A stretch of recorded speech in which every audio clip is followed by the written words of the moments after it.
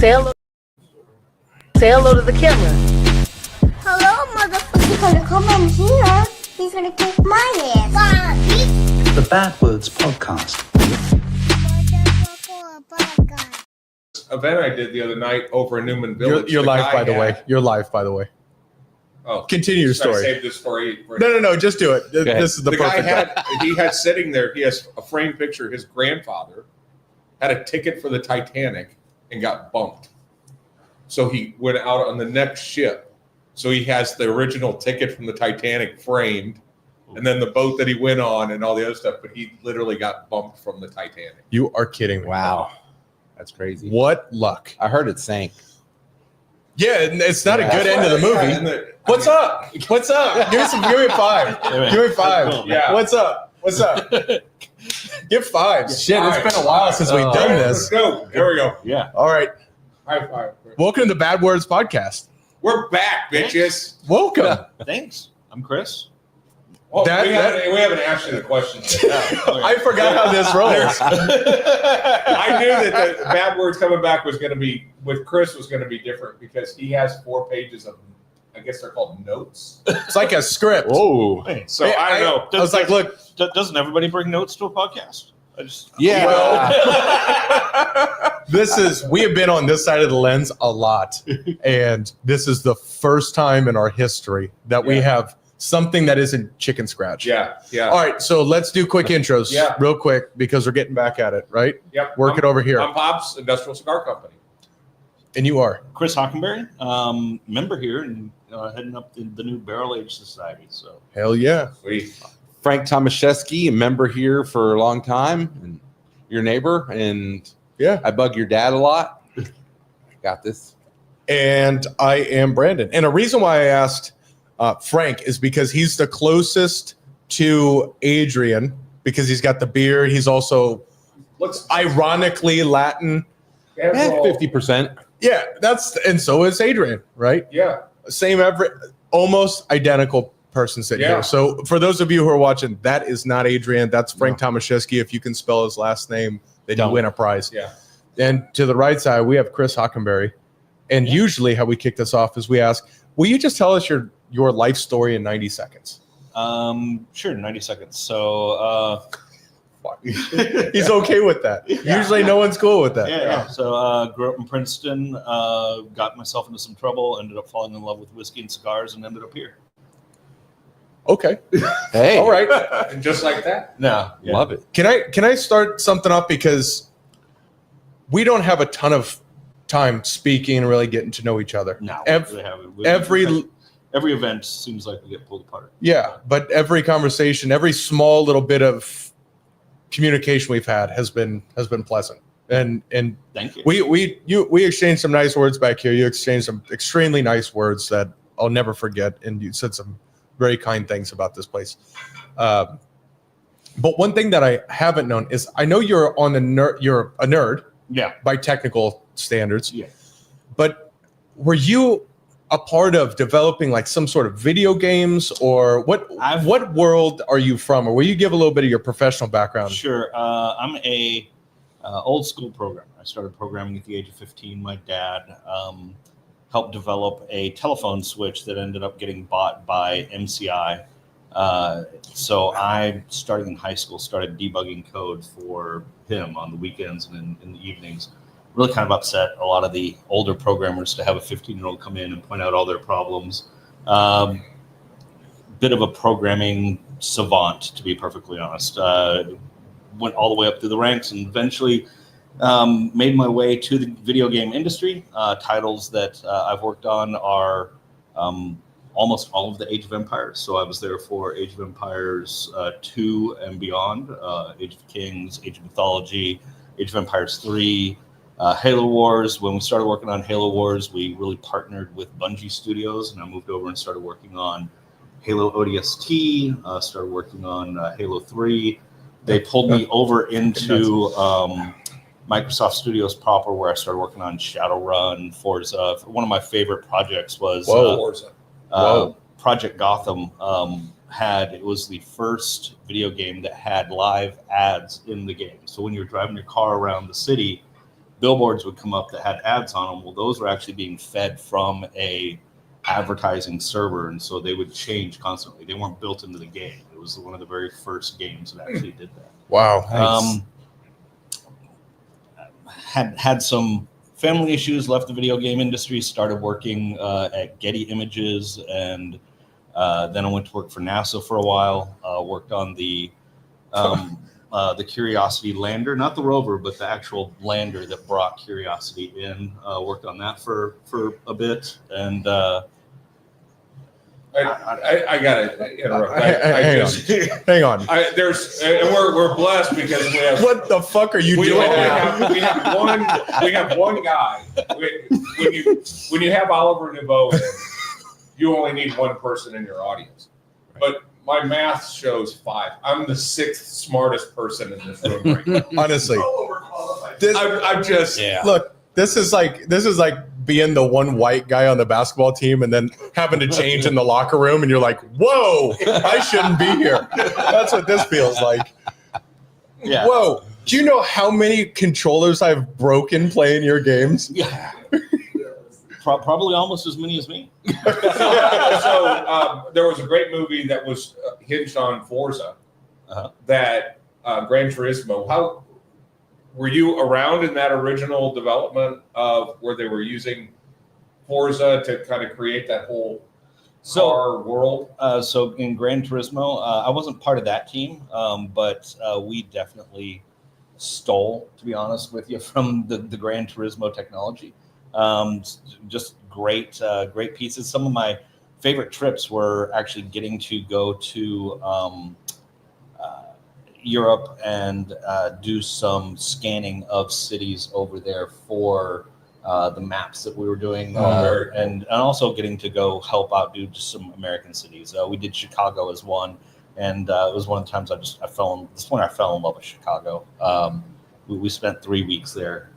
It was an absolute blast. But yeah, there were different teams, but Forza definitely is one of my favorite projects. It obviously is split off into just being a mega project. When we first came out with Forza 1, we weren't certain that it was going to be that successful, to be honest. Really? Yeah, because it was getting dropped for the Xbox, and their Project Gotham had done pretty good, and they weren't certain that the sim aspect on a console would take off the way it did. Mm-hmm. They had Gran Turismo, they had Project Gotham as kind of their guides, but it ended up feather in my cap. Yeah. Well, Frank, which one of my favorite video games did you develop? I left it at home. Sorry, didn't bring it. No, I've got to ask. So, out of all the games you've listed, Halo 3. The original Halo was amazing. It was a game changer. Yeah. But Halo 3, that is the ultimate game. Still this day, my son, for the past 8 years of his life, when his friends come over, it's Halo 3. Yeah. That is one of the best games out there. Yeah, it stood up for the test of time, right? It's been ported to every Xbox since then. It's on PC. It still has a really active community, which is great. Yeah. So, well, I would have to think, because as I was younger and I'm playing it, it just opened up my imagination, because you're playing the regular campaign mode, and then when you get the time, you kind of look around in the world and you look at, wow, how did they come up with this element that looks so futuristic? How much were you a part of the development and the design of the worlds that you were creating, or were you more on the backside of it? I was the backside programmer. I built a lot of the networking code, a lot of the stuff that actually made it so that the players could actually connect back and forth. I did a lot of the NTP stack for that. A lot of code that was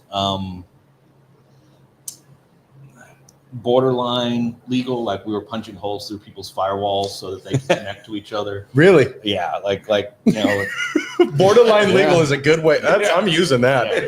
You know how fast you were driving? Borderline legal. I have to give you credit. I never had to open a port in my firewall because of your game. So good job, man. That's pretty impressive. Figured out ways to make it work. So Wow, that's fascinating.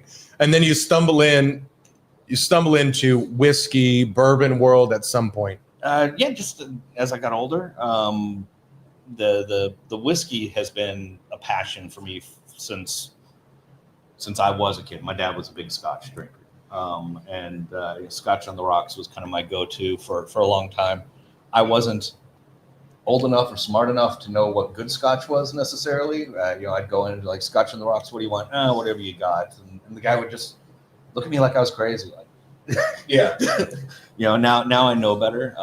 Spent the last 30 years just really spending a lot of time digging into whiskey, to bourbons, to scotches. Obviously, the Japanese whiskey I had a friend 5-6 years ago really opened me up to the beauty of what's going on in Japan and what they're doing with their Mazanura casks up there, and so it's really cool. They have some great products over there. I mean, if you had to choose top 3 pours, I mean, what would your top 3 be? That I've had. So I'm still kind of I know it gets poo-pooed on a lot, but I'm still a daily Blanton's drinker. It's a good drink. Good pour. It's a solid pour. You know what you're getting. If I'm looking at Scotch, the best Scotch I've ever had, weirdly, is from a company called Cadenheads. They're an independent blender and bottler out of Edinburgh.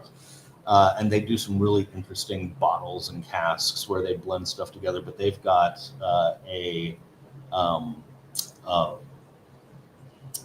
Oloroso cask that is just those are absolutely terrific, where they blend actually 3 different Oloroso scotches and make it. And that one would be the scotch that I would go to. Trying to think.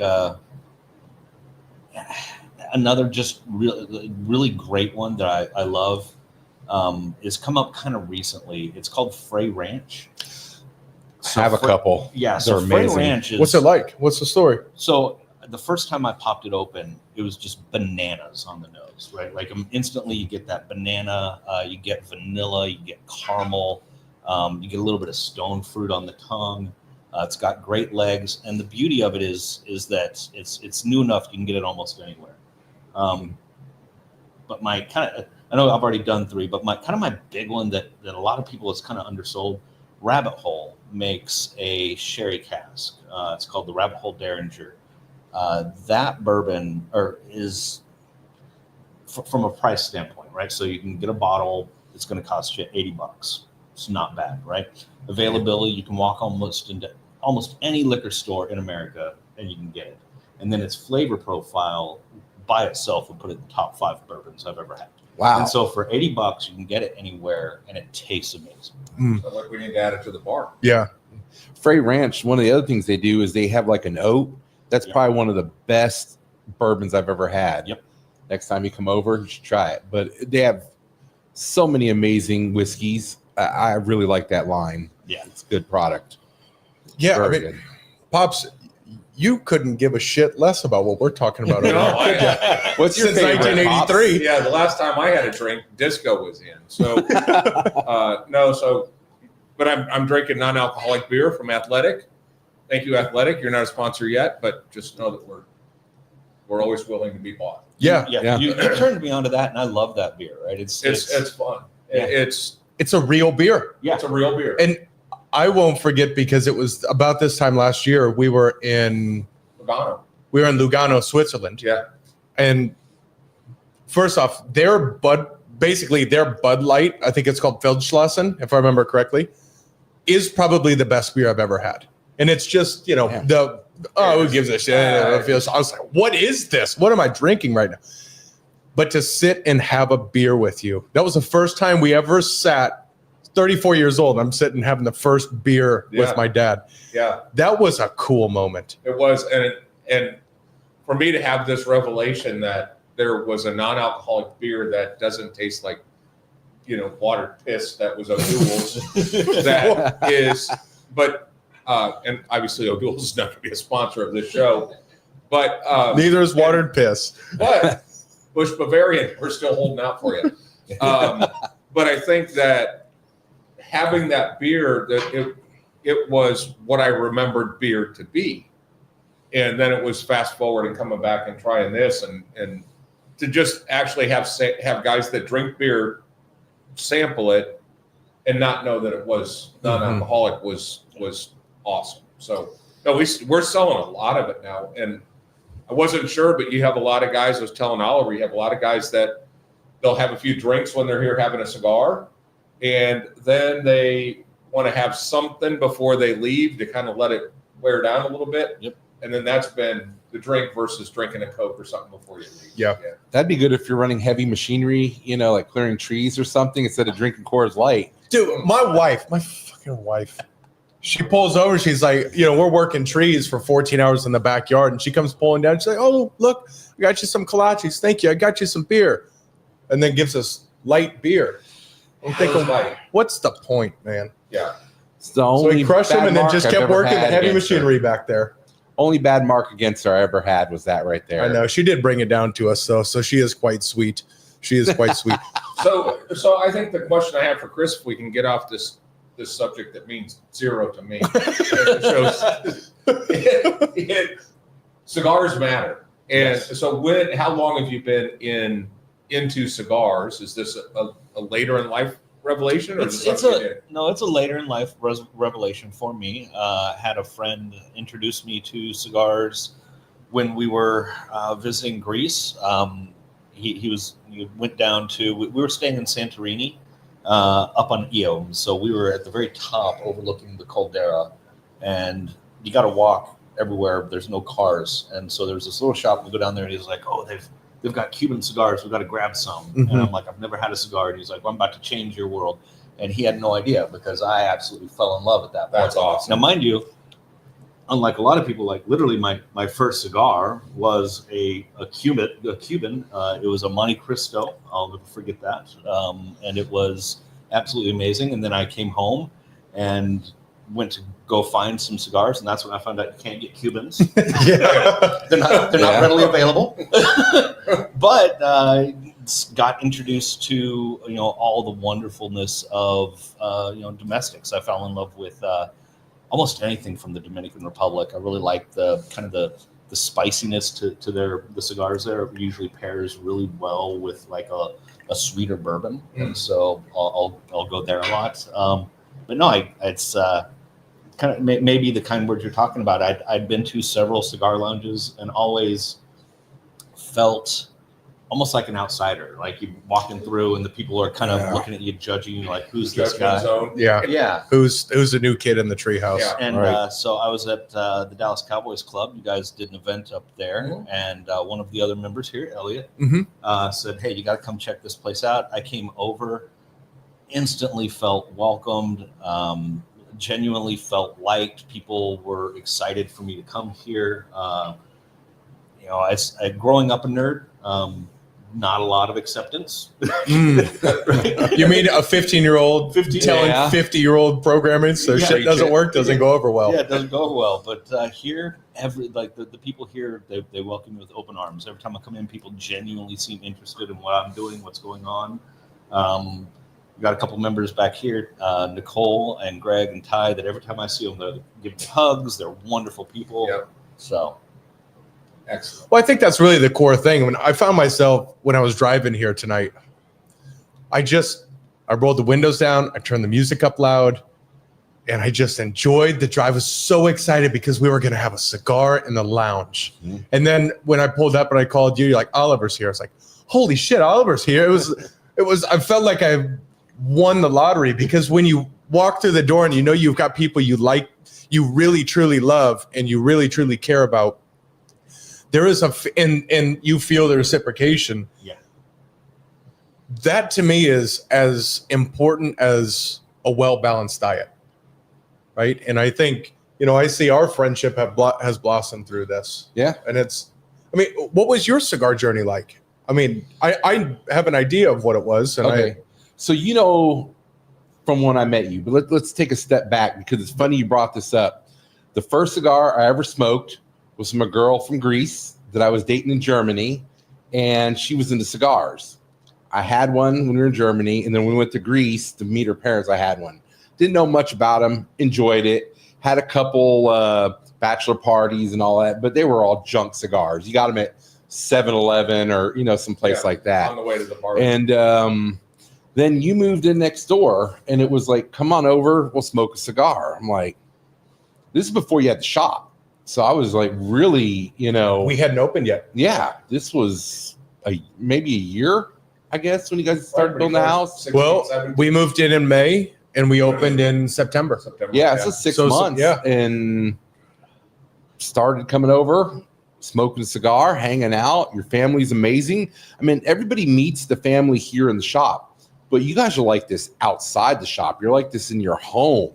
Everybody's welcomed. I mean, everybody that's related to you guys is always like, come here, let me give you a hug. Are you hungry? Have a cigar, have a drink. Well, So that got me into cigars. I mean, really, that's my start. yeah, and I didn't ask that question to hope, to have an ad for the place. And it's just, Oh, no. I think it's just a huge testament of what we're doing right now, you know? When you go back to where we originally were at, we had kind of quasi announced that we were going to open shop in 2017. We had gone to Nicaragua in 2015, and we had gotten thrown out of a couple local shops because they heard we were opening Every shop in every Frisco. shop. And then, so my backyard became what is today is ICC, but it was my backyard. And it was interesting. One day we're sitting there, and Ty, the mayor, is sitting in the backyard, and I'm like, we're really got to think about what we want the shop to be. He goes, this, what we're doing right here. This has to be the shop. And this was this conversation. The reason we started Bad Words was just so you could eavesdrop on what four guys talk about in a cigar lounge. But it is this amazing lifestyle / culture / community that is so much bigger than the multiple walls we have. The business. It is what we were able to replicate in my backyard. Well, and I think to that point, and I think what allows us, you brought up a good point of let's just break down the barriers, just let people kind of tune into what happens in a cigar lounge, right? And I think that may be a good pivot for us, because something that I always enjoy asking, once you get beyond the point of, all right, what you smoking, is what's the best thing that you're working on right now? What makes you excited right now? So that's my question to you, Chris, is what are you doing right now that makes you excited to wake up or gives you that North Star to chase? So let me jump into 9 years ago. It was about 9 years ago. I'd left the video game industry, started working in banking, building software for ATMs and credit unions, and I enjoyed the coding, but at the end of the day, it was just literally making money for other people. And another friend of mine from the video game industry, his name's Robert Atkins, approached me and said, hey, we're starting this company called Balance Media Technology. We're going to try to make video games that make a difference. And I'd like to talk to you about coming and joining us. And I looked at Robert and I was like, that sounds great. But Robert, before you get started, what you got to know is that the video game industry destroyed my first marriage. It caused a major rift. It caused problems with my kids that I'm still having to deal with because I was working 16 to 20 hour days, 6 to 7 days a week, never at home. And I just don't see myself ever making another video game. I think I would rather chew on the barrel of a 9mm than make another video game. But go ahead and pitch your company. Go. So they're video games. So go. And he pitched Balance Media Technology to me. And then he said, just come see what we're doing in Shreveport. We're going to do an investor event. We're going to show off what we're working on. And I told Pam, I was like, I'm going to go check this out and see how it looks. And I went there, came back from the weekend. I'll never forget, I jumped up on our counter and we're talking about everything that happened. She goes, so what do you think? And I'm sitting there literally on the marble counter. I go, I think I'm going to make video games again. And so what balanced media technology does is we make video games that are directly tied to citizen science and allow us to do good. So one of our big games that we did is a game called The Eighth Cell. We've done big pieces of it. It's not even a finished product yet, but the whole point to it is when kids are playing this game, they have to learn real science that they learn at the college level, but it's in a Halo quality first-person shooter. So it takes place in the human body, and at the microscopic level, you play nanobot, and you've got to go around and you've got to gather B cells and other antigens and combine them. And to fight the cancer, you don't actually fight it. What you do is you tag the cancer cell with these antigens, and it causes the killer T cells to come in and attack the cancer, which is how the human body actually works. And you can then, after just playing the game for a couple hours, you ask these kids questions, and they're able to answer college-level biology questions about the human body just because they're playing. And so we've spun off. Incredible. And so we've just spun off from there. Now we're working on a game called Elementals. It's a very Pokemon-style game that kids play this game. And to be able to progress, though, they have to do homework in the form of mini games that the teachers give us. So they have to do math problems, they have to do science problems that are actual homework to be able to build their little animals that they're going to fight.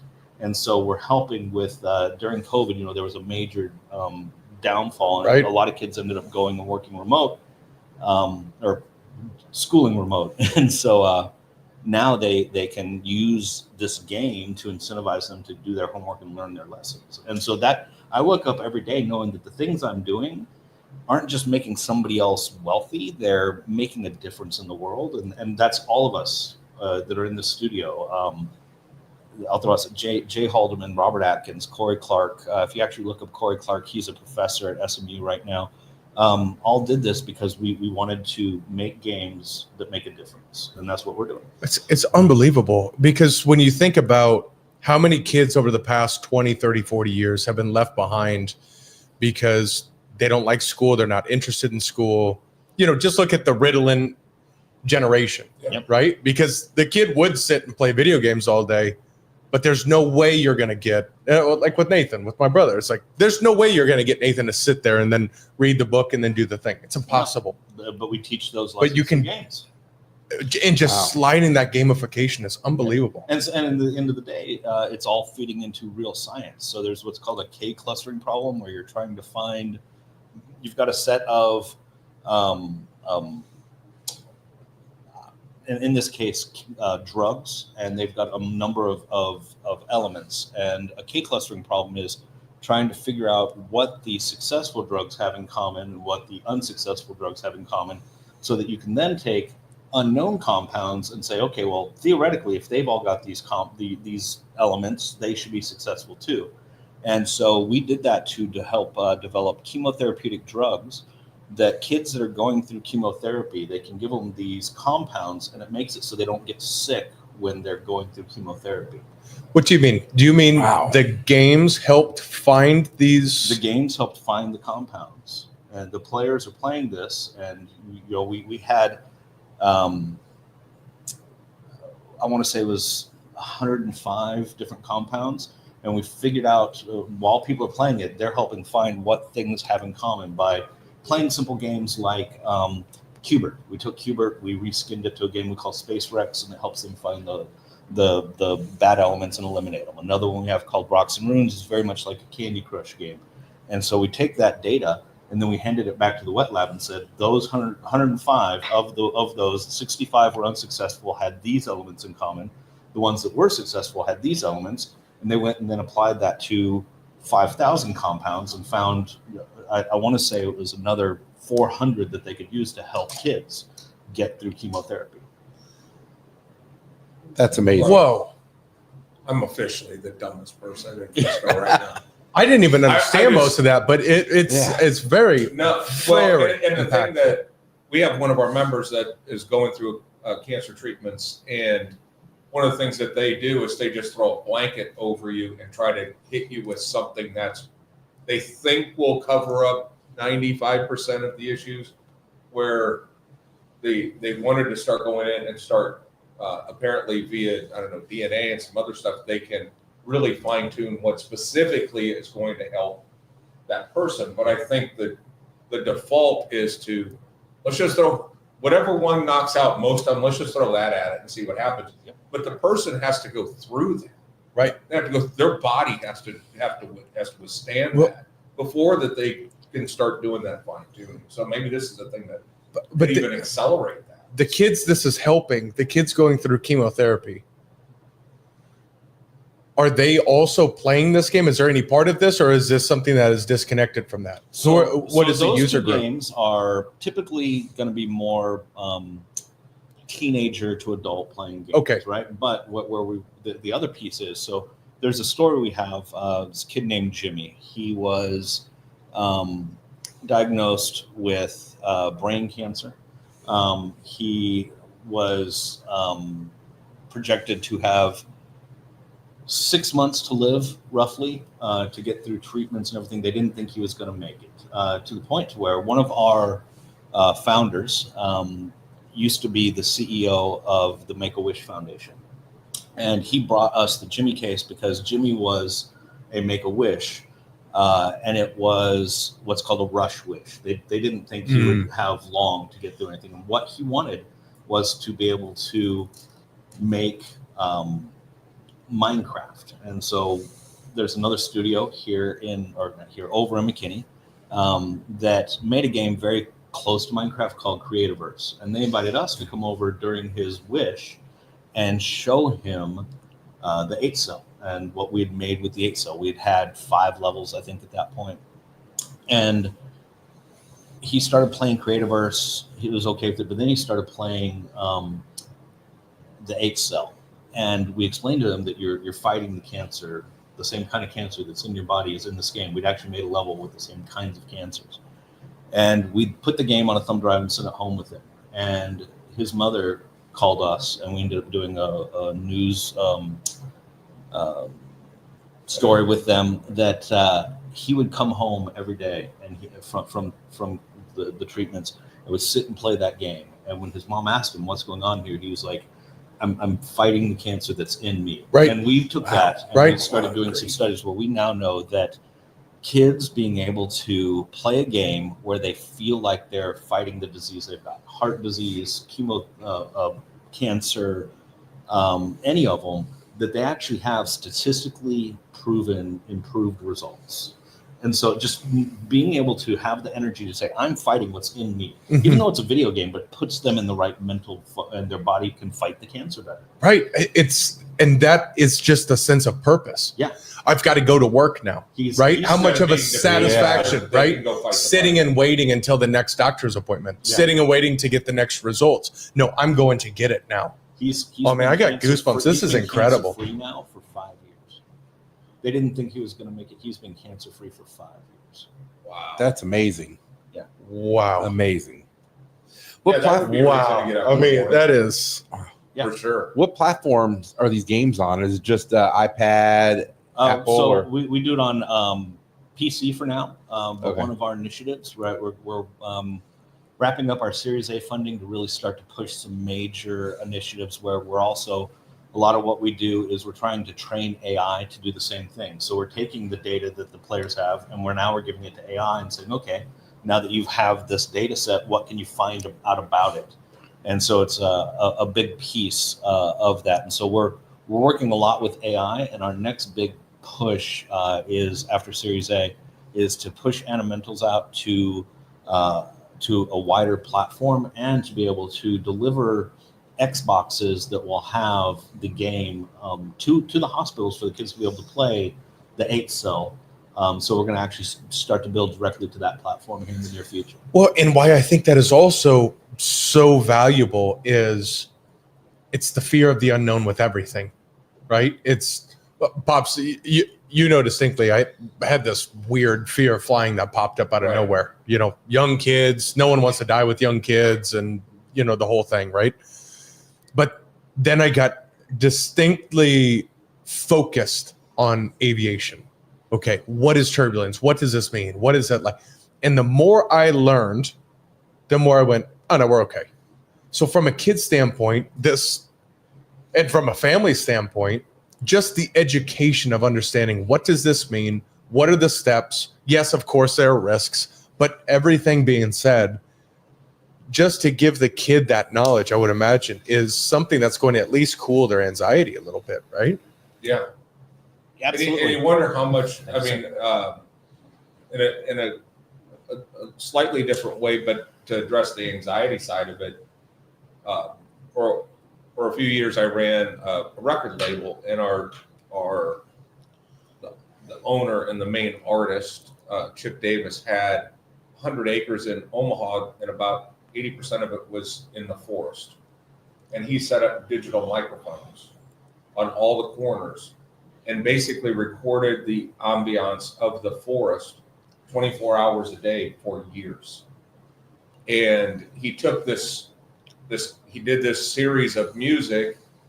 He's kind of known for the creator of New Age music, but he created these songs that was laid on the bed of this ambient sound and the ambiance of this forest. And you could hear, there's songs where you hear like a thunderstorm coming off in the distance and going through the forest and on. In stereo is pretty cool. In stereo, it's very, very cool. But he would go to Mayo Clinic quite a bit.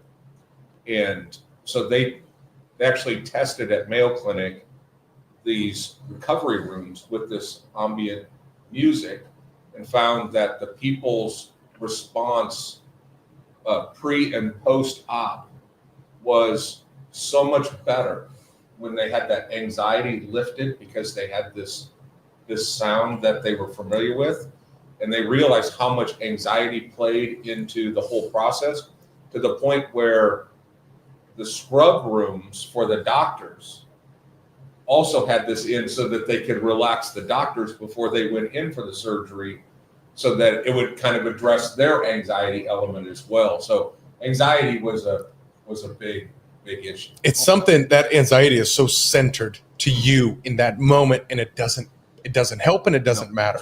And we're finding out more and more, right, through science, just how much like anxiety and our state of mind actually plays into our overall health. Yeah. Mm-hmm. I was actually just, for those in the Metroplex area, we've had some just crazy winds in the last week, right? Yeah. And I was actually reading an article about how it's actually causing a lot of anxiety in people in Dallas right now because of the sound of the wind. The sound of the wind plays to some primal part of our brain and actually causes us to have some of this anxiety, and people are reporting, getting sick, having to go to the hospital, major headaches, all these things from just a simple sound that they don't like. And on the flip side, playing those ambient sounds that bring us back to nature and relax us is one of the things they say. Like, just go in your house, turn on some yoga sounds, as they call them, and relax, and get out of the wind, because just that alone eats at you. Mow the yard five times a week. Exactly. It helps, honestly. The sound of, because I've got an old school, I have a manual mower, right? Just a real mower. And the sound of that when it's going, and you're just pushing, you're seeing the blades of grass come up, and you smell it. It's like, there was something that's just so relaxing and in that monotony and that sound and that pitch. And I felt like fucking Maximus and 300 today, because I'm mowing the side of the yard. It's coming down.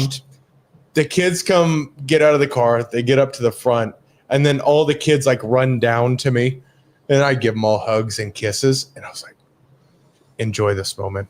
Enjoy this moment right here. The dad that goes down and gives the kids a hug and a kiss, and the wife is in the distance, and it's to the point of anxiety and to the point of mental state. Maybe that's why the windows were down, and I felt like in a good place. Well, and I'm curious, please. Let me throw this out there. After we spent the whole weekend clearing all those trees and everything, we killed ourselves. But did you not feel relaxed and like you accomplished something and life was good? The next day was miserable getting up. Oh, my back is sore. Yeah. But I mean, you talk about the wind. My dogs the past couple of days have been getting each other's throats, bugging each other. The wind stops.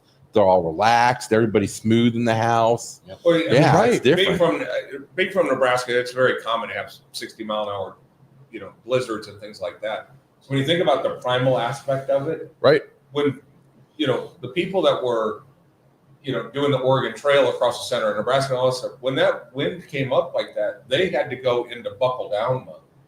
That was just ride it out type of situation. And you got to think that carries over generation after generation after generation.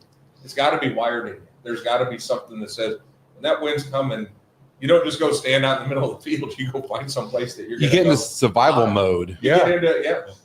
Well, you think about the memory in DNA, because you would have to think that there's some sort of memory in your DNA, right? Oh, yeah, there are too many species that have memories that are passed from generation to generation that like they don't even necessarily know their parents, right? But they know that I fly here to lay my eggs, and then I fly here and they go to the same place, right? You're right. And look at the difference between a lab and a Doberman innately.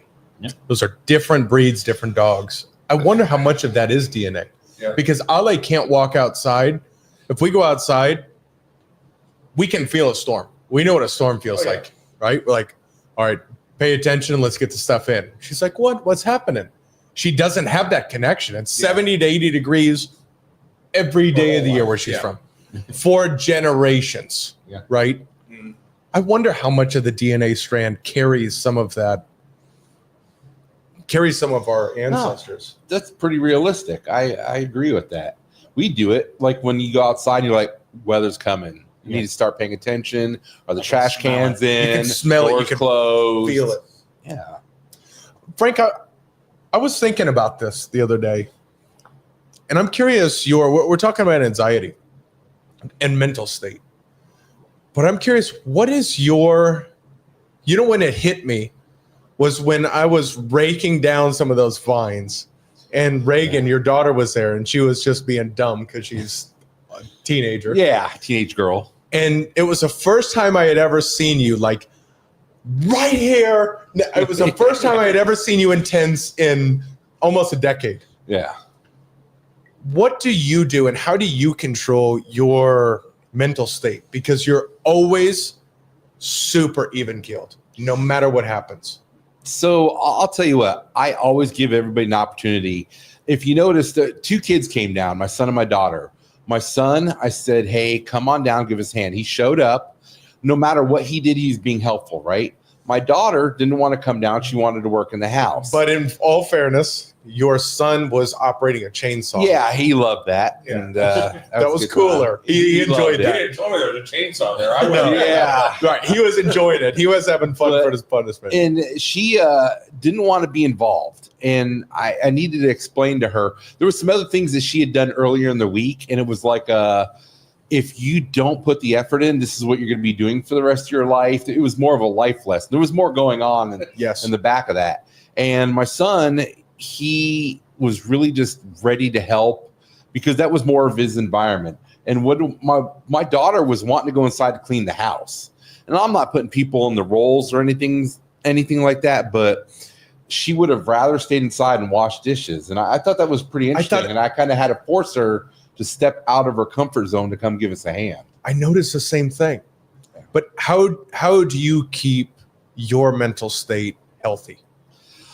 Man, I've always just been laid back. Just if you let things get to you, it adds up, causes stress, hostility. I just let things go. I don't worry about things I can't control. And because of that, sometimes people say I'm lazy. Sometimes I'm too laid back. But, if I don't, it gets to you. You got to let things go.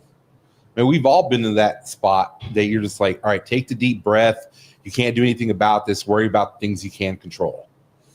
And that's pretty much been my motto. I think we've all been there one time or another. I had to get there. My wife will tell you, like, I was pretty intense when I met her. And sometime about a decade ago, I just kind of reached a point where I said that I'm not going to waste energy on things I can't change, right? My wife calls it the zero fucks to give. Zero fox. A mug that had a little fox. Zero fox. Zero fox to give, and that's I come across that way, but it's because I just realize like I am wasting so much energy on things I can't change. I'm getting so angry about what's going on in the world and in countries I'm never going to go to, and then I went, this is turning into like this knot in my chest that I don't need, and I just. One day I turned it off, and my wife says, like, you became a great husband then. You did the same, though. You did the same a couple years ago. Just stop watching news. Yeah, that helps. Yeah. Right? During COVID, I think there was a turning point where doesn't take long to get frustrated at the news. And then once you realize that their game is to upset you and get you twisted up so you'll continue to watch. I think people become addicted to just frustration of what's going on around you. But when you have this realization that nothing we can say, the only we can do, we're worth one vote.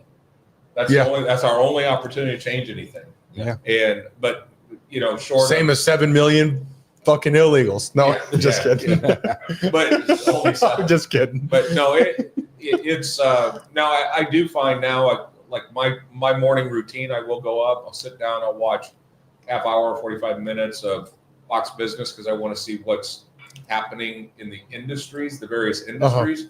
But I don't flip it over and watch just Fox. regular news. Yeah, because it's just it just gets frustrating. Yeah, and if you can't fix it. Then. Do you ever catch yourself watching something that happened in another state and you're like, why is this happening? And you're getting upset and you're like, why am I upset? It has nothing to do with me in any way, shape, or form. But you get caught in it. I think I think for the most part, and I'm gonna say it's the cigars and the whiskey, but I think the people that are passionate about cigars and whiskey have a lot of common sense. And I think that there's a lot of things that go on that just don't make common sense. And that's something that can be a source of frustration in a major way. Yeah, but I think it's a gateway of truth. I think it's with cigars and whiskey, it's conversations, right? You realize we're all the same. Doesn't matter. Yeah, it doesn't matter. If you're going to invest 2 hours, come into the shop, you're going to have a cigar and you're going to have a couple of drinks.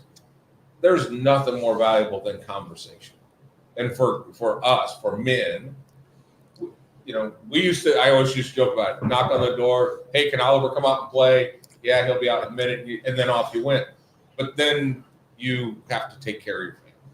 And all of that goes away. So when you can incorporate a conversation back into your life with other guys that are also raising their family and realize that there's got to be something on the other side of the fence, and we all get on the other side of the fence and we have those conversations.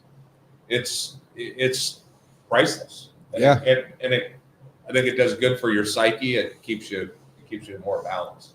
One of the things I've come to realize as I've gotten older is that, especially start to talk to people, right? We have a very diverse group of members here.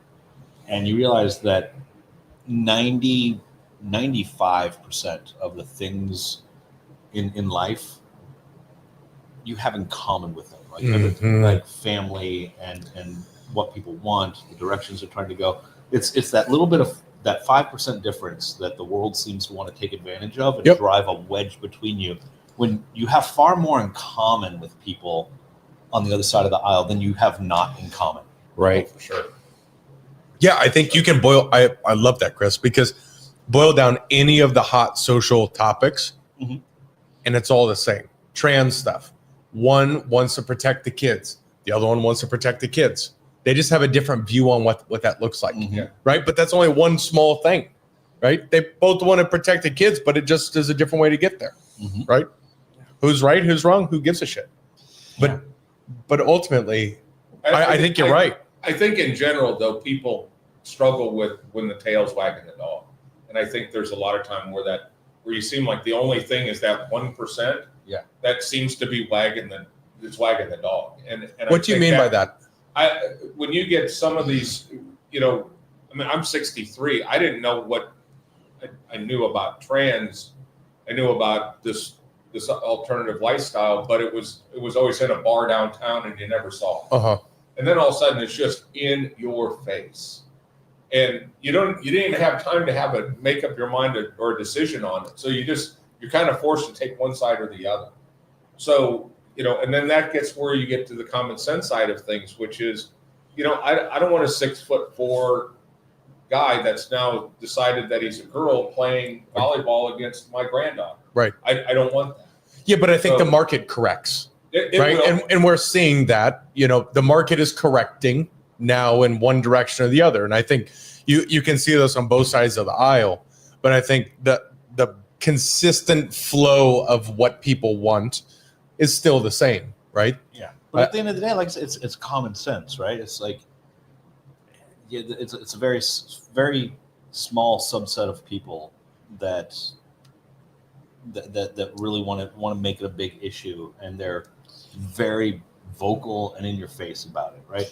There's something to be said about, where I came out on it was what you do with your life as an adult, I don't care about, to be honest, right? But I think that it's unfair that the gentleman who decided to change from men's swimming, where he was the 400th ranked swimmer in the country, to women's swimming, and now he's the number one because he's decided he's a woman. That's unfair. Yeah, to the females. Well, it's happened, and then once they, but he can do what he wants with his life. I just don't think it's fair for him to compete in that sport. Yeah, there are lines to life. Yeah, right. There are lines to life. I just don't like the whole idea of switching over, winning the college scholarship, and then going back to being a guy and stuff like that. Those are the things that frustrate me. I think the thing that really frustrates the culture is when there's a dead tie to the 1,000th, and they give the one trophy they have to what's socially accepted at that moment. Right. I think that's it. I'm sorry, we only have one trophy, so you're not getting it. This person is getting it for one reason or another. That's completely based on ideology. Whichever direction you're on, I think it's incorrect. Right. Have both of them stand on the podium. I think that's where there's a market correction. But like again, I go back to on the other side of it, like at the end of the day, though, I worry about an overcorrection because trans people are still they have rights and if they're American citizens, they have American citizen right. And just they have rights and they have the right to the life that they've chosen. And it bothers me when people go the other way and go, no, you can't be like that. Nobody's telling you how to live your life. Why do you get to tell them? Yeah. Ultimate freedom. Yeah. Ultimate freedom is do whatever you want. Of course, yes, there are standards, right? You can't show up in motocross and ride a 450 in the 250 class. You're a faster bike. Okay. It doesn't work that way. Right. So there are some competition standards, but from a human standpoint, I think most people, like you said, Chris, 95% of the people live your life. I'm going to live mine. We're going to be all right. Yeah. And that's the beauty of cigars, whiskeys, conversation. Yeah. Okay. You live your life. You're cool. Yeah. That's the beauty of it all, and that's fun stuff. Think about how many times you smoked a cigar with somebody that you didn't know you're going to have something in common with. You didn't know you're going to be able to communicate. Next thing you know, you guys are like best buds out there. And you're just like, man, I'm really glad I sat down and talked to you today. Yeah. Because I learned something about you, something about myself. I mean, it's a big eye opener. Well, and I think you just really grow your group, right? I can leave here and I'm going to tell people about Chris. It's like, man, one of my friends is helping kids who are going through chemotherapy through a video game that helps them understand cancer. Oh, and by the way, he also was part of Halo 3, right? That's kind of the subtext to this. That's a subtext. Yeah. But it's immense because you are who you surround yourself with. It is. I always knew there was something special about you. I didn't realize anyone was on this level. Wow. Well, again, though, it's beyond that. It's I just feel so welcome here, right? Like I come in, and the people here are they're interested in me as a person. They They didn't shun me because I was the new guy. In fact, the opposite, right? When I came through, they asked me to sit down, and when I don't show up for a week or two, they want to know, hey, what's going on? Why aren't you up here more? Right? The community. Yeah, it's all about community, and it's just such great. The guys up here gave me a nickname that has stuck a little bit with. My wife has noticed it too. It bothers me a little bit because I look at him and go, I don't think that's me, but there's I'll go ahead and put it out in the world. Jay Scott, who's a member up here, a great guy. I came in after a while. He was like, I finally figured I know exactly who you look like. And he told the lounge, and the lounge started calling me that as nickname. They're like, he looked at me and goes, you look just like Oliver Platt. And I'm like, I don't like that. And he goes, why? Oh, you shouldn't have said that. Yeah. I go, I don't like that. And he goes, why? Because I don't think I look like Oliver Platt. And I went home and told my wife, and she was like, yeah, you look like Oliver Platt. And now my nickname's Ollie. And I'm like, I'm not certain that I'm okay with this, but Your wife is calling it?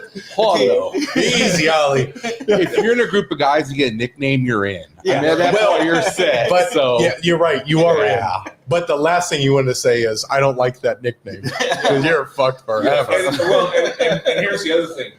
If Jay Scott, who's the largest human I've seen in person, told me that my nickname is Susie, I'm going with it. Yeah. Because I am not going to tell him that it's not. The dude is enormous. See, I got Frank the Tank, so I made it out easy. You're Frank the That's Tank. easy. I love Yeah, that. that was easy. Frank the Tank. I mean, but you're fucking Frank the Tank. Everyone on cam can see this. You're Frank the Yeah. Tank. That's who you are. I take up some room. Yeah. I mean, this is just. So you guys were clearing trees and talking about how you were tired but felt like you accomplished something. I was in my backyard. We had it completely redone so that I could have a fire pit, a nice pad. I could go sit, watch TV, smoke cigars in the fire pit. But there were some drainage issues, so I needed to dig and it doesn't sound like a lot. I needed to dig a 6-inch by 6-inch by 10-foot trench to run some drainage pipe in. And I'm down on my knees. I'm like, I can knock this out in 45 minutes. With the trencher. With a shovel. Well, that's your first mistake. Yeah. Trencher is $85 an hour. Home Depot rental. Yeah. And so I'm in there with the shovel. I dig A this shovel? shovel. It was a trenching shovel at least. I thought it was cute that he thought he could do it in less than an hour. Yeah. 5 hours later, I come in and I'm like, there are muscles I'd forgotten that I had that are hurting. I'm like, I didn't know there was a muscle in that part of my ass. Yeah. But at the end of the day, though, I felt like I accomplished something, right? And so along the same lines, that's how I feel about my career. Like getting through some of these things that we're doing with Balanced Meeting Technology. It's hard work, and we're doing some amazing things. But at the end of the day, I feel like I accomplished something. So, Well, it is. It is. It's super impressive. And a lot of times when you accomplish something, you accomplish something for yourself. Yeah. Right? Like cleaning out the garage or cleaning out the trees, and you go, "Oh, that's cool for me." But thank you, Hayden. But you're accomplishing things for other people. There we go. Thank you, Hayden. sir. You turned lesbian or something? What happened to your wrist? Oh, boxing. Nice. Wrap them up, dog. It's really weird Glad about I that found little That trench. you guys saw, by the way. That little trench in your backyard, when you're done, you look down at that and you know how long it took to dig that. You feel so accomplished. You feel like you've done something amazing. And whether you're digging a ditch, whether you're helping a kid cure cancer, it's amazing how just doing something, the return on that can just change your life, make you a better person. It really does. These are the things you hang your hat on, right? Yeah. These are the things in life that you hang your hat on. And this is the stuff that I really enjoy, right? Last year fucking sucked for us. It was the worst year ever. It was the worst year, right? Loss, business we didn't know. We did our best. I wouldn't say it. Yeah, it sucked. Yeah, no. It was the hardest. Well, let me just say, it was the hardest year we've ever had. Yeah, But in 20 years, I'll look back and go, 2024, oh, we got this. Yeah. Right? for sure. So my question to you guys is, what is that thing that you remember that you always reference? What is that challenge that you continuously go, yeah, I've got this because I did X? For me, so you talk about you guys have kids. So my wife, she's my better 9/10. But when we got together, so we have 6 boys between us. Wow. No girls? No girls. Holy shit, that's a jackpot, boy. We kind of adopted one. Hold it. Well, we'll get to that story in a second, but Kind of. yeah. Amber, love you. We blending our family was the single most difficult thing I've ever done because I took 6 boys. We took 6 boys. A lot of it was Pam, and all of them within 6 boys. Pam. Yeah. Pamela. No, Is that 2 N's? Pam. I'll help you with that. Yeah, Pamela. All right. Yeah. Okay. So, anyways, we took 6 boys within 7 years of each other, and we blended them, and they ended up becoming great friends. But it was the single most challenging thing I've ever done: is blending this family, staying sane, keeping our marriage together. It's the most difficult, but at the same time, it's the single most rewarding. Like I look back now, and we did something. We made a difference in these boys' lives. How old were they when they had to blend? So my youngest, Daniel, was 5 or 6, right in there when we started.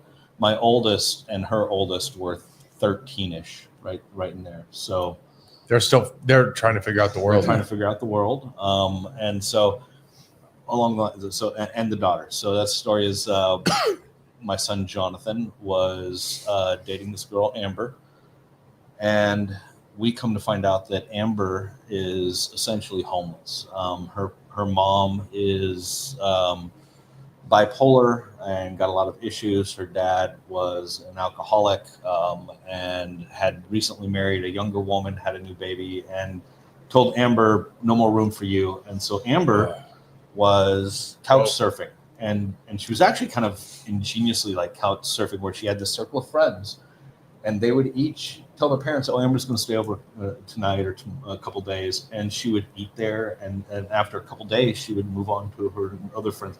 And Jonathan came to us and he said, is there anything you can do? And so when Amber was 15 years old, 14, almost 15, told her, hey, we're going to let you come live with us. We're going to put you in school. We're going to take care of you from this point on. And we actually told Jonathan, because he asked us to do this, if we do this, because he was 17 living with his mom at the time, is like, you got to understand that we're going to lose some privileges here. You can't be staying the night over here anymore for a while.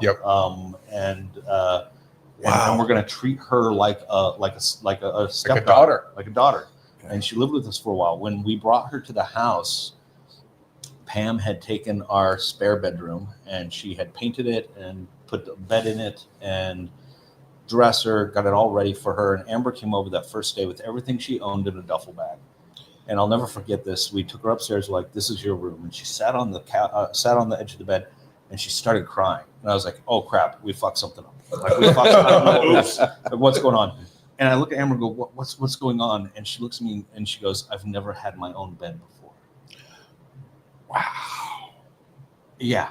So that's when I said we kind of adopted a girl. We took her in, got her through high school. She's now she moved to Atlanta for a while to become a sous chef at a sushi restaurant that was a Michelin star restaurant. And then she recently moved back, and we still hang out with her. We love her. She's absolutely one of them. She's at our house for Christmas. She's essentially my stepdaughter and Pam's stepdaughter. Yeah. It's just so that's the only girl. Awesome. It's unbelievable. It's unbelievable. It's just, I mean, the story. It's selfless. It's the amount of people that I've known you for a year. Yeah. That one story alone is impeccable. Talk about impact. Can anybody tell me about this stick, the Golden Star? That guy. Yeah, I know as a matter of fact, yeah, but the mics don't reach that far. Don't reach that far. But there is a give back to this. There was on the original. Okay. Release. We raised $30,000 for the Navy SEAL Gold Star families, and this is the core money. And now, So this is United Cigars. okay. Where is this produced? William Ventura factory. Ventura. Okay, after the fire. Yeah, new factory. New factory. Okay, Dominican. You're gonna like it. Oh, yeah. Yep. Oh, it's a great stick. And Dominican Ligero, Dominican Broadway, Ecuador, and 2000 wrapper. it's gonna be good. Okay. So it's a retro cigar. Is it? Yeah. Biz put it in his pocket and he walked away with mine. Did you see him leave? He just slipped that thing in. He's like, yeah, all right, I'm gonna go to a patio right now. I was like, motherfucker. All right. He almost stepped out backwards as he's taking I know. it, Yeah. It's like when Elias was trying to sneak something past me. He's like, I see something's in your hand. You know, that's a terrible story to follow. Yours. I'm sorry. All of that. So Frank, Pops, good luck. What was the question? The challenge that you hang your hat on. He blended 114 kids together. He took this girl from the street.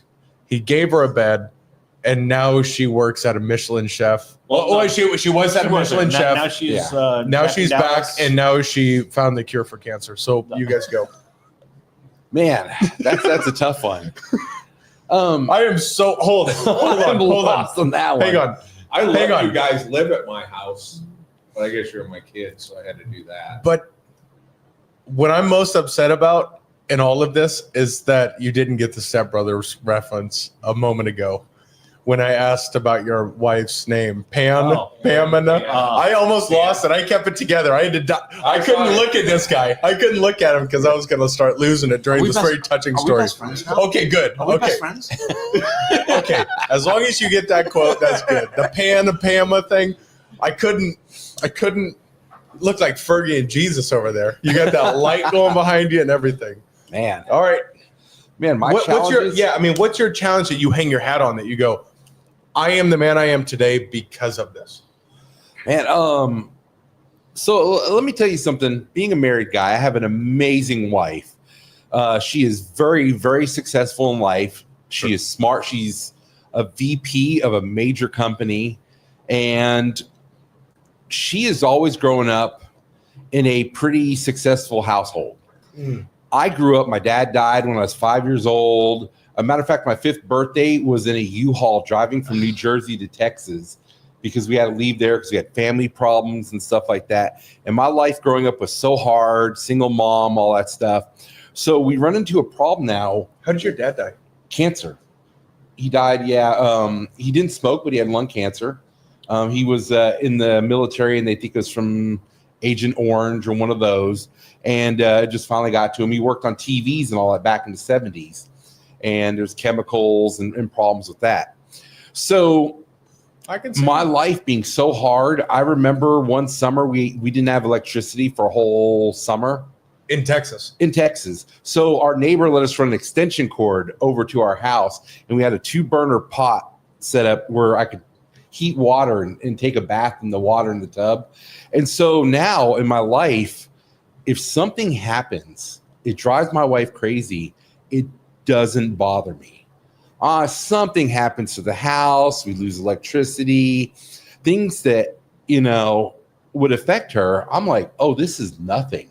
I remember going without food. So I'm like, oh, this is a cakewalk. And it becomes such a problem because she's like, aren't you frustrated about this? Aren't you worried about this? And I'm like, no, I'm totally okay. And that has been a frustrating thing, but it helps her out because sometimes it calms her down. Having somebody there going, we're going to be okay. We're going to be fine. Power goes out, tornadic weather, any of these crazy things happen. I'm like, this is nothing. My car breaks down. We'll get by it. I've gone through so much now. It's not the end of the world. Some mornings you got to go. You've had this happen. You go out in the morning, your tire's flat. For her day's ruined. My day, it's like, okay, what do we need to do to get it fixed? So I don't have major issues in my life. My wife has done an amazing job of taking care of, things. And, I've gone through almost over a year of looking for a job and all that, but it's not the end of the world. I've gone through worse. So, I mean, I've met people that sometimes I think I'm having a bad day, or I think something is going on that's really hard in my life, even though I'm laid back, and you meet somebody that's just been cured of cancer or something like that. And I go, what am I complaining about? What are my issues? I'm upset because the meat's still frozen and the kids got to eat an hour later. There's a level of stoicism at this point in my life where just like a friend of mine sent me a comic strip a while back, which perfectly exemplified kind of that attitude that you have and that I have in my life now, which is this is a gentleman walking down the street past some brownstones, and some kids sitting on the stoop are calling him all kinds of horrible names. And as he walks by, he just goes, "That's nice." Just like, yeah. You're not gonna bother me. Yeah. I got to tell you a quick fishing story. It has to do with where we live. One day, I look outside the back door, and there's two 14-year-old kids down by the water fishing. And the other neighbor on the other side is like, "You think we should do something?" I go, "Yeah, they're finding something productive to do. They're not causing problems. They're trying to, be productive, stay out of people's hair. I'm okay with it. If they're down there all day, great." Yeah. As soon as I interrupt them and they leave, what are they going to do? Okay, let's go find something else to do. And it might not be productive. Yeah. We were all going to that get age. in trouble. Yeah. More people need to fish. That's just true. watching that bobber with your kids, there's nothing better than that. Just sit and watch the bobber. Even if you don't catch anything. We haven't caught shit for a year. There are no fish back there. There's no fish back there. We go down, but the kids go down there. We sit on the little beach there. We watch the bobber for an hour and a half, and I don't know. There's something special about just stopping. Pops, what's your thing you hang your hat on? Because there have been. I think it's. There was a point that the boys' mom left at it when they were relatively young, and I remember we got in a huddle, and I remember saying, "I'm going to be mom and I'm going to be dad." In the space shuttle room. Yeah, and so I'm going to be shuttle. mom and dad. We had a room that had a wallpaper that was the space shuttle. Yep. And the Earth was behind it. It was this photo from outside the space shuttle. That was our playroom. Yeah. I remember this moment. Yeah, and I just said, "We got this. We're gonna do this." And I think that I had a sales job that I was traveling, but I think that showing the kids a good work ethic, showing the kids, he's talking about times he's having with his kids, sitting there watching the bobber drop. We would do the same thing. But for me at the time, I could afford a dozen minnows and we could go down and fish. That's what we did because it was time. It was time together. And those guys got to do something together. Now they get to go do it in the future. So I think if you take it as what's your biggest accomplishment, I think the biggest accomplishment is how my three kids live. Mm-hmm. And that to me, none of the other stuff, quote unquote, if you call it quote unquote success, true wealth is having a good family. And I think that's especially now, right now, in this moment of our family. Yep. Andrew is the best he's ever been. by Nathan far. is married and taking it in. Yeah. And this is the best time of our family's life. So that time until my wife Begley entered their world, entered their universe, and then immediately became not only just mom, but a mom that loved you guys to the extent that one that would have, like she had these guys, that there was that connection. And it was, But that in that gap, it was very difficult. But you look back now and you go, all of those things created what you guys have turned into. You don't expect anything. You work hard for it. All those things, and you do it with honesty and integrity and character. And those were all things you hope you plant those seeds and you hope that it sticks, and it has. So I haven't had a drink since 1984, and just little things like that. But I remember my mom. I said, "Mom, I'm celebrating 20 years of not drinking." She goes, "Yeah, I knew you could do it." And it was just like, it was no big deal. I thought, well, if it's no big deal to her, it's no big deal to me. Yeah. It is what it is. But no, I think that was a very challenging time. That period from divorce to till you guys were in your until early Begley. teens. Yeah. How long was that? That was about 7 years. Okay. Yeah. Yeah. That was tough. Yeah. That was tough as a kid. Coaching football and coaching you guys' basketball and all that, those connections, it was a great time. Yeah. When you look, like you said, we'll look back at 2024 and go, we did it. Same thing. I look at that stint and go, you know what? Everybody's better for it. Like you say, I grew up, cheese sandwich was dining. It was out. food.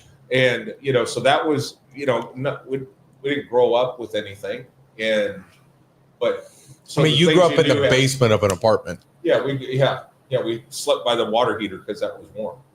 And it was just, my mom would set me closer to the water heater, not knowing that I was going to slide the blanket under there catching on fire. But other than that. Did that happen? It was close.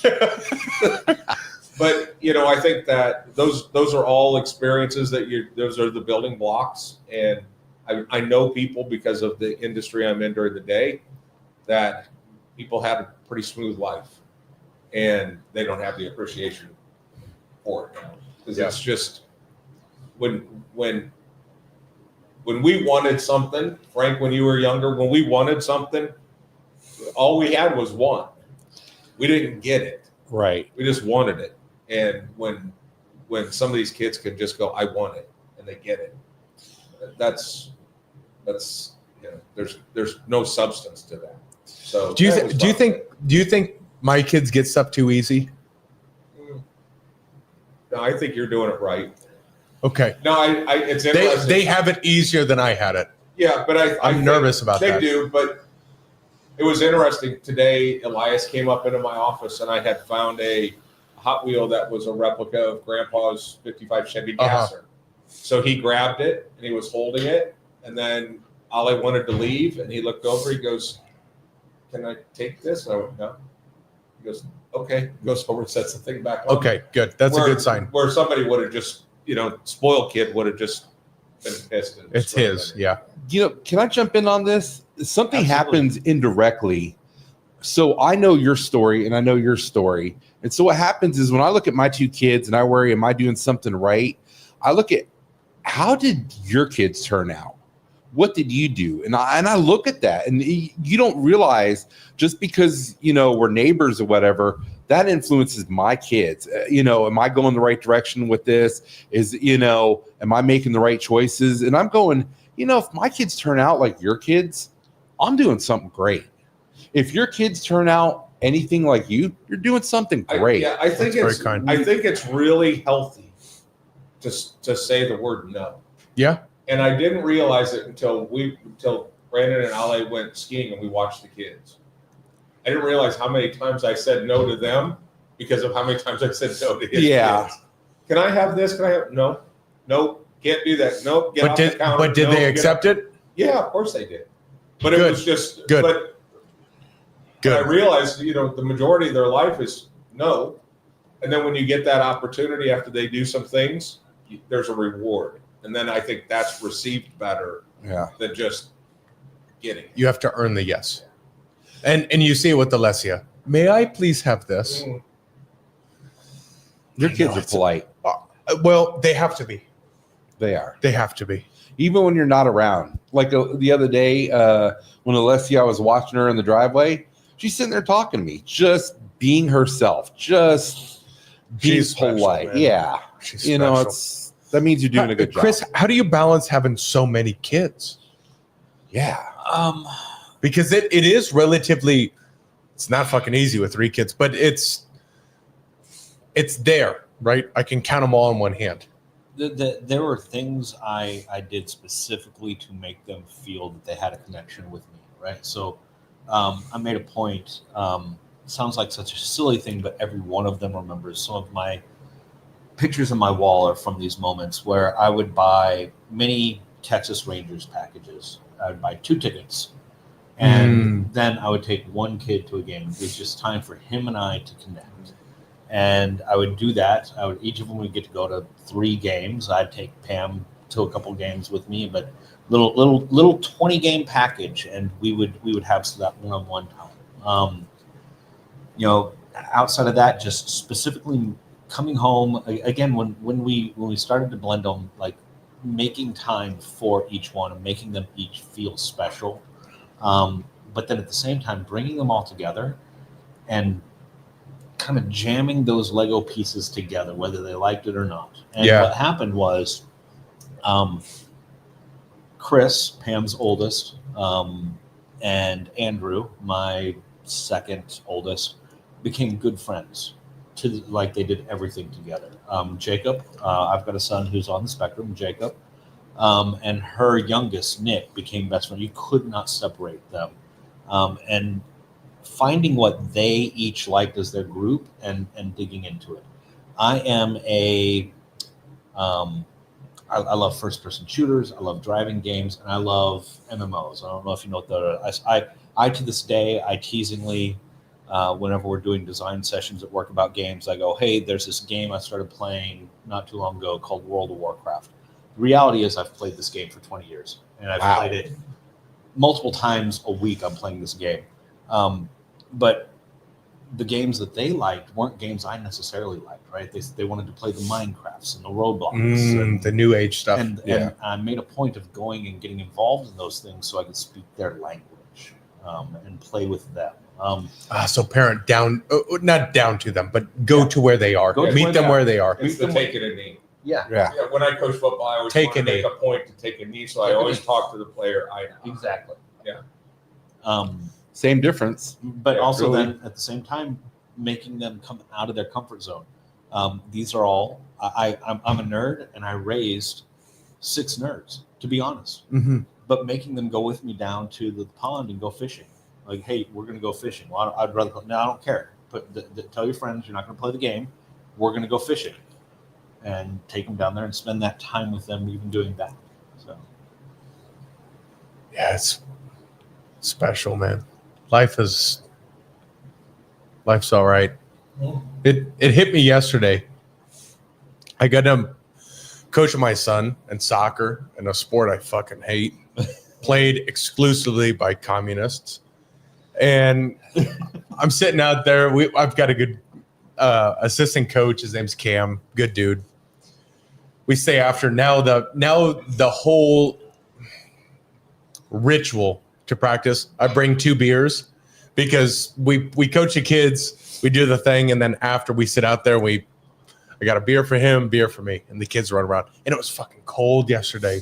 We sat outside, and the kid and him and his Elias and his son ran around, and we drank the beer, and we went, one day we're going to look back and say those were the days. Yeah.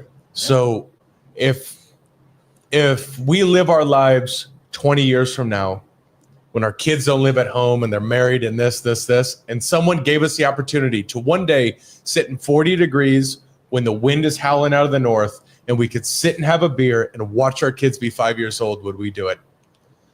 Absolutely. Every fucking moment. So enjoy it while it's here, because everyone who's old, I watched my grandma get old in front of my eyes in my house, and she sat there with this look in her eyes, and she reflected on her life, and she went, man, it happens fast.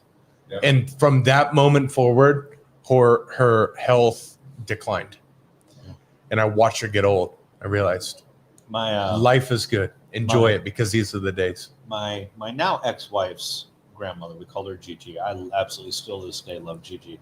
She said something to me one day. It was literally on Easter. We had, at that point, we had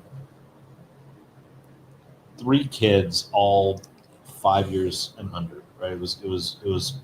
We were getting put through the ringer, and I remember I snapped at Jonathan about something, and made him go to timeout, and it was something insignificant. I looking back, I don't remember exactly what, but she looked at me and she goes, "Hey, Chris, I just want to tell you one thing." I was like that, and she goes, "They're not little long,"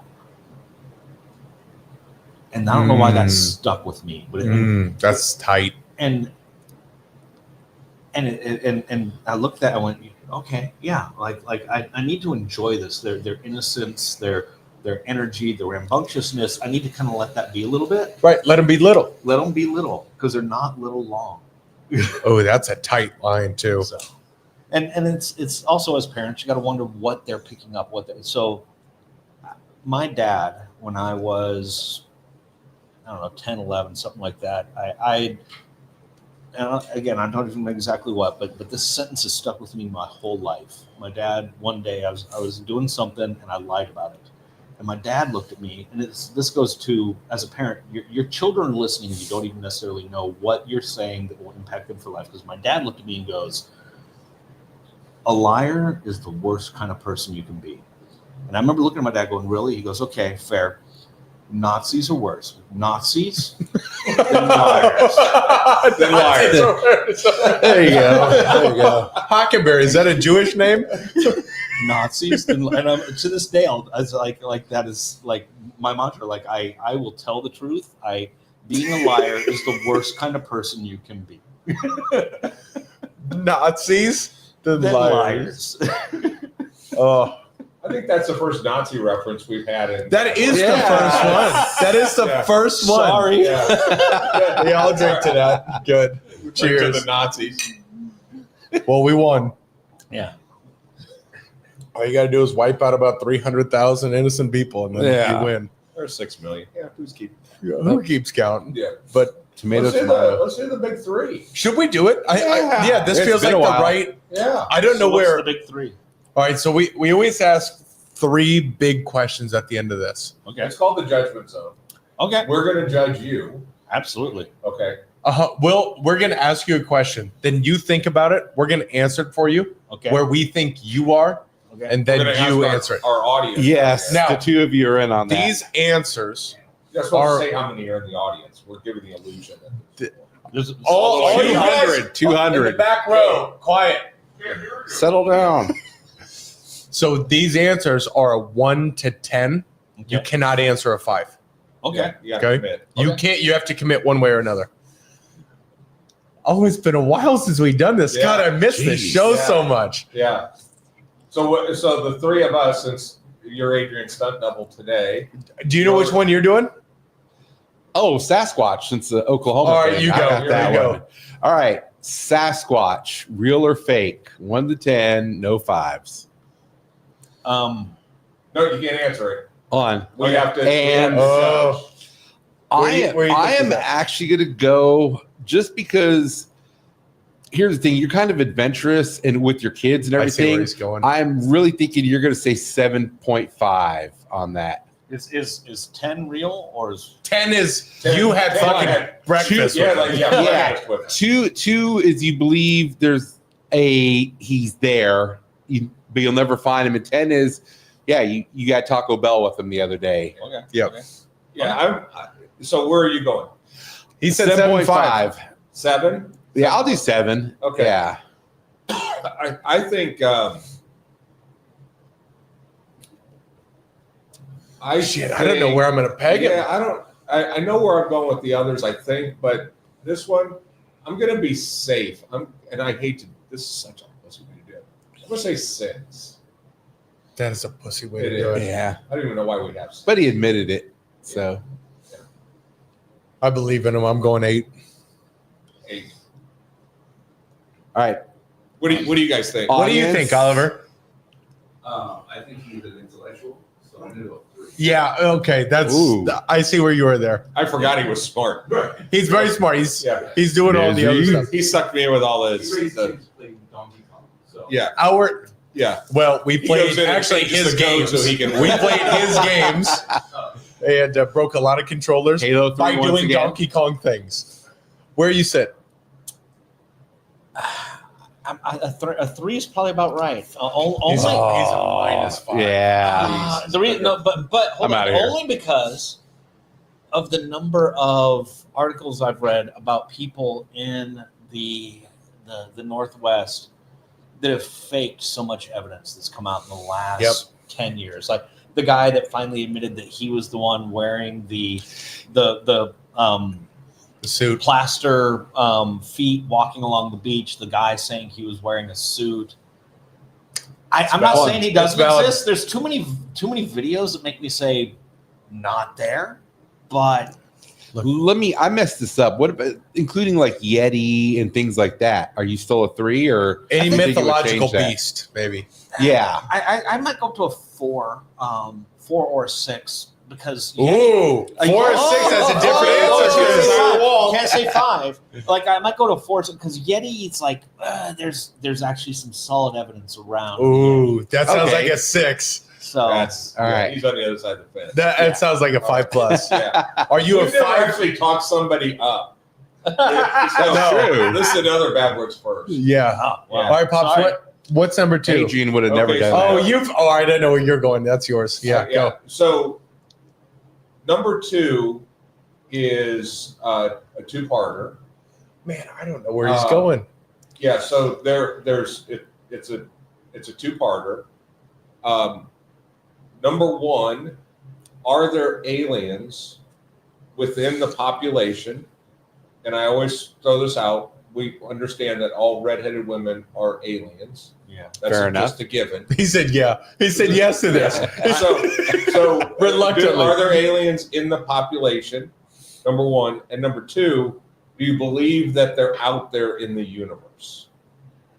Don't Okay. answer. I'm not answering now. I've Oh, got my okay. yeah.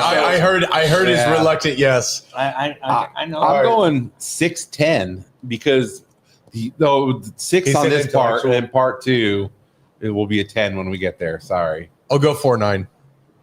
4, 4, they're here, part of the 9. population. Okay. 9, they exist somewhere in the universe. Okay. I'm gonna go. I think he can get talked into a 6, and That's confident. then I'm going 10. Audience. I'm going with Cato. So 49er. Yeah. 49. Oh, thank you, man. Thank you. 40. That is part of the culture. That I'm done, dude. Are they in the population? I've 3 of my kids. I'll bring up a picture. Are bright redheads. They are pasty white, bright redheads, and there's something off Do about they have them. alien tendencies? I wonder if they've got alien DNA. So Okay, I'll go a 6 on there. Whoa. I'm absolutely though. Good job. That's a Based 6-10. on the UAP stuff, I'm sorry, I'm a 10. 6-10.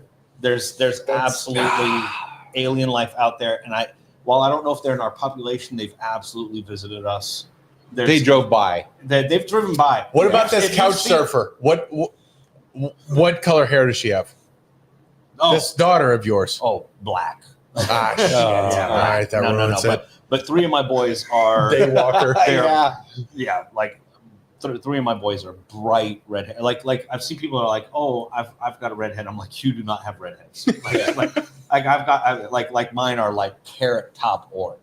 Okay. And so no, there's enough UAP stuff out there, and I just this week was reading some stuff that has come out about the way that some of these experiences transition between water and Yes. air, and Yes. the way that they defy physics and the way that they take off, and that they are not. Yeah. Those sightings aren't. So early on, some question was whether or not it has to do with the radar technology on planes, and there could be and the pilot's goggles, and whether there could be data anomalies. But there's too much evidence now that's not directly tied to that. I'm with you. I'm with you. There's something has visited us, and they're doing things we can't do. And there's new records coming out about people outright admitting like our government is harvesting technology from sites. Yeah. Element And not just 115. ours, but multiple sites, multiple countries. So That's all right. Now we hop into the last one of the big three. Last one's classic. That one has a scientific connection. Yeah. This one, I'm not sure it does. But Chris, he reads articles. Yeah. well, not just articles. Books and I stuff. read Not just articles. I read 75 to 100 books a year. Chris, I want to break something to you. The only I read one a books year. I've ever read Oh, that's sad. by holding a book and reading it. Now there are a number of audiobooks, but the number of books I've read is first couple chapters of Holes when I was younger, and then Great movie, by the Outliers way. Yeah. Great movie. and Outliers. Well, anything by Malcolm Gladwell. Yeah, anything. Anything by Malcolm I Gladwell. suppose. Yeah, I suppose I just finished the breaking point. I just finished Revenge of the Tipping Point, and it's an amazing book. Yep, that's That's good to Revenge know. of the Revenge Tipping of the Point. Tipping Okay, Point just so came out. basically the only books I've ever read was written by Malcolm Gladwell. But all right, last one. We're going to cut you loose. Two-parter. Okay. Where do you sit on this concept of spirits and ghosts? Spirits are our connection to the metaphysical world. Okay. Okay. So think of when someone passes, are we connected with them? Is there another world beyond this that we may or may not be able to connect with? Then the other one is just flat out ghosts, apparitions, moving things, all of this. When you're here, I have a video to show you after this. Are there physical apparitions that exist in this world? Which my score has changed on this, but I'm curious, what do you guys think? Mine was pretty high before, but after watching that video, I will show this afterwards. I went to a 12. I went to a absolute fucking 10. There's no walking me down. But where do you think Chris sits? What's that? Yes. I will show you. Did you see that? The security footage? I was here with Brooke. I was here. Oh, you have hold it. You have different footage. Oh, with the glass breaking. Yeah, I was in You didn't see the footage of me. here. No. Something fucked with you. Something bumped you. I have security footage. I don't want to sway you one way or another. Yeah. You But can't where sway me do you on guys this one. think? You can't sway me. He's unswayable. I'm going. Okay, so I'm going It's spirits, then ghosts. spirits. I'm gonna say 10, and ghosts. You've read a lot of books. I'll go 3. Oh, really? That's where you're Wow. going. Oh, I wasn't going there. Where are you going? I'm going to go 10 and 6. The reason I'm going to explain the 6 is for some reason with what you do with kids and trying to, help with cancer and stuff like that, somebody has had to come by and say hi or visited you, or you had to have seen something. So I'm going to go 10 and 6. 10 right 6. there. I'm going 10-8, and I think you have a story. Yeah, and if you do Yeah, have a I might go story, 10-8 on that one. I'm going 10-8 with the story. 10:37. Yes. on how I think about it. Yeah. Yes. Oh, how you think about it? Yeah. Oh, probably like a 2 and a 3. Oh. That's a change. answering for himself. Yeah. L. McPherson 10:10. 10-10. He nailed it. 10-10. 10-10. Really? With the story? Really? I actually have had Yes.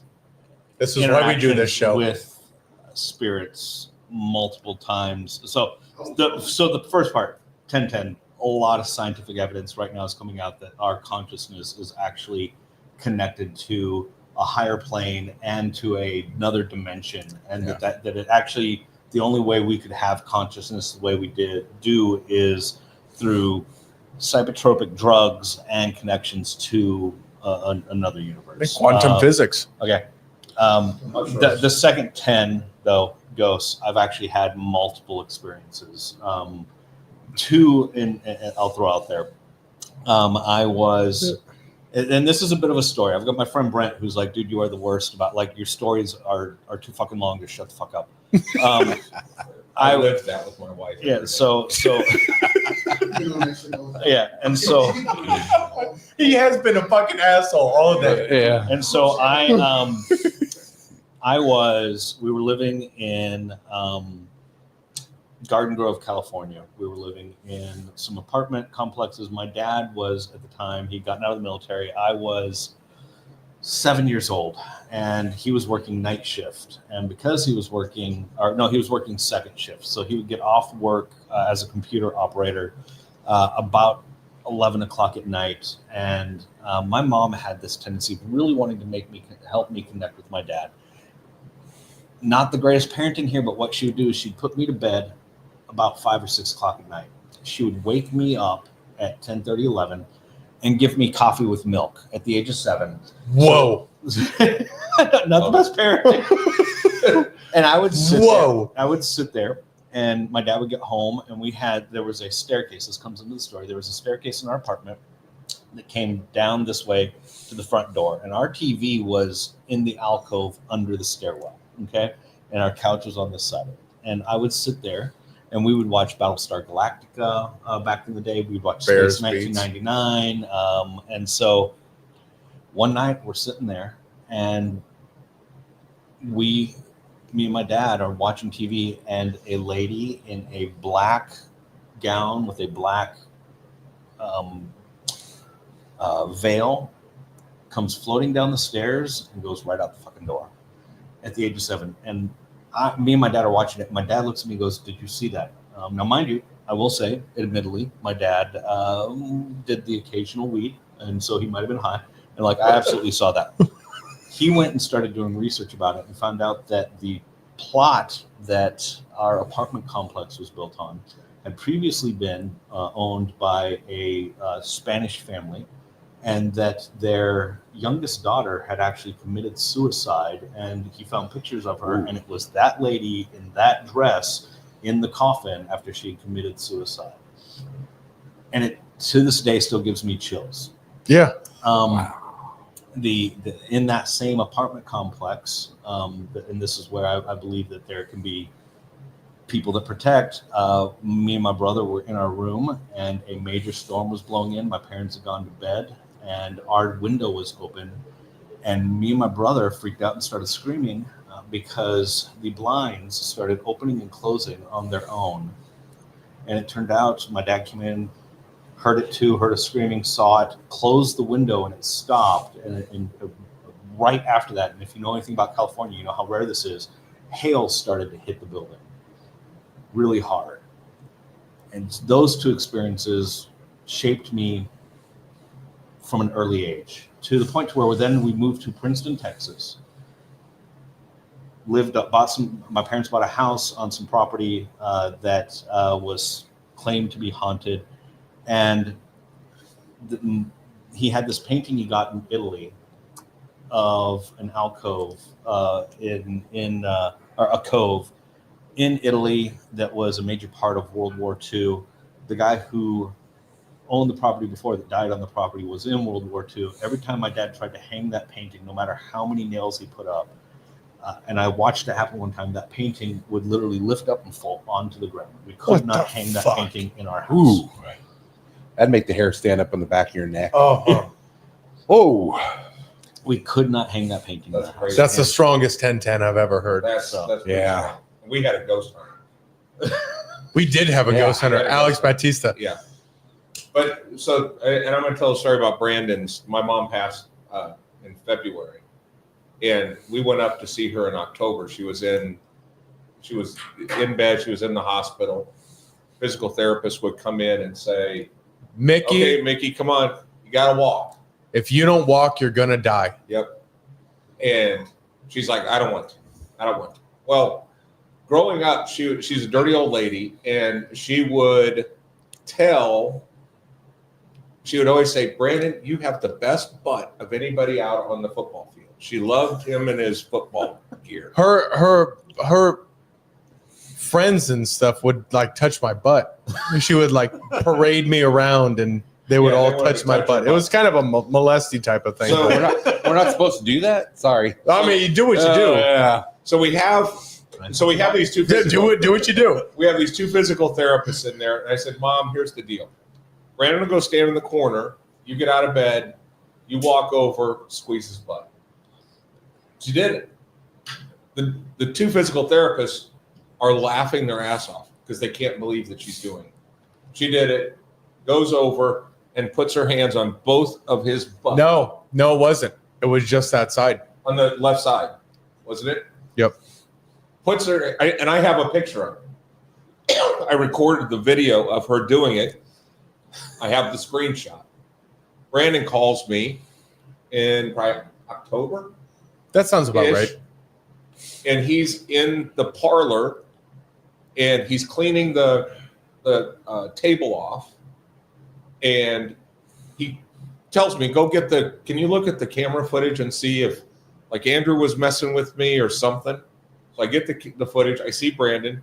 He's in there. He's wiping the table off. He stops. He looks both ways around, and then he feels his ass right where my mom had touched him. Ooh. And we have it all on security camera. It was unbelievable because the reason why I said that is because Mike Choate opens in the morning. He saw someone walking back in the hallway. He's like, "Hey, Jacob." Nothing. "Brandon, you hear?" Nothing. And it jogged my memory. It's like, holy shit, something happened here. It felt like I had a piece of paper folded in my back pocket and somebody came and just pulled that right out, right in the same spot. And then you send the photo, second to last photo I have with Grandma, Yep. and her hand is right there on my ass, walking across there, tapping it. Yep. And the video is just, it's very clear. It was very clear. You look both ways to see. I thought somebody was messing with, something happened in this building where somebody touched me. And it was just, Yep. and it was, but there was something significant with the date. It was something like the same day of the last time I saw Grandma or something like that. Yeah. Right. Yeah. It was pretty, you know what it was? It was 12:01 or 12:02 on Lady Fatima Day. Yep. That's right. Which was Grandma's favorite saint. Yep. And that was this Lady Fatima is part of the family. It was just something that everyone. Lady Fatima Day. Yeah. It was Wow. that time. Yeah. I'm a 10-10 with you. Yeah. I'm 10-10, 100%. You gotta love it when there's a good story tied to it. No, there's a good story to that. We've got to find that. We got to pull that footage up. It's unbelievable. All right, let's get the fuck out of here, shall we? That sounds great. Frank, Adrian Plus. Adrian 2.0. Yeah. Much better version. Much better. Thank you Look for way being better here. on camera. Chris, thank you so much for being here. Hey, looking forward to getting the society in place. Whoop. Man, likewise. I know you had notes. We didn't run through them. It's not our style. We can't do that. No, it's all good. I'm going to go home and I'm going to watch Step Brothers. All right, we out? We're out. Peace. We out.